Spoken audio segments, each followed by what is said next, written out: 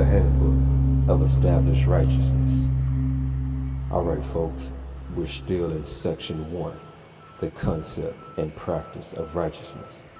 Today, we're going to be diving into the ceremony of ordination and for setting apart men of service. Let's begin. After the candidate has gone through all the process according to the leadings of the Spirit, and all the decisions to proceed have been affirmative, a ceremony is planned. An ordination is when the community uses the element of righteousness to acknowledge that we recognize the Lord's calling of the man to his order of service. From then on, we expect him to act in that capacity. For a man to be ordained, he must at least be in training for common consent and have demonstrated his diligence in hearing the Lord and virtues in all of his relationships. Remember, it is a position of servitude and not one order is above another. Order of worship for an ordination for men. The man comes to the service having bathed and washed his hair and wearing new clothes, ideally white Sabbath linens. He has his walking stick, which is selected to represent some portion of his vision. He wears righteous footwear and stands on a sheepskin rug. He has his sacred bundle over one shoulder. He wears his brain-tan deerskin worship garment.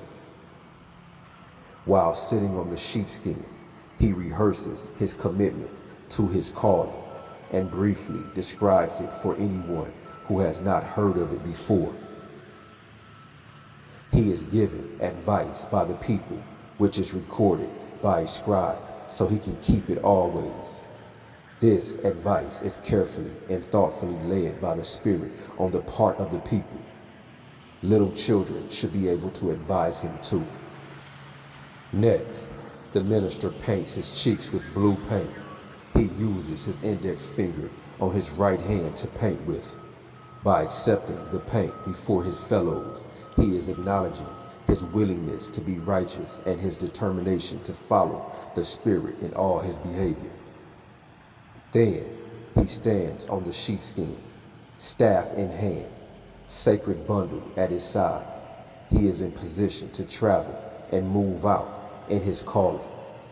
At this moment, he looks and feels like a man setting out on a journey for the Lord. While standing, he is anointed with oil, and the minister lays his hands on his head and prays by the Spirit to ordain and bless and empower him for the Lord's people. Men of Abarah have already had God ordain them from the foundation of the world. The minister prays a prayer of recognition while the man stands on the sheepskin in the same portion of the service. In some cases, when the Lord directs, his lips can be anointed with charcoal powder to indicate and remind all that he has been given by the Lord Moses, the Lamb, power over evil.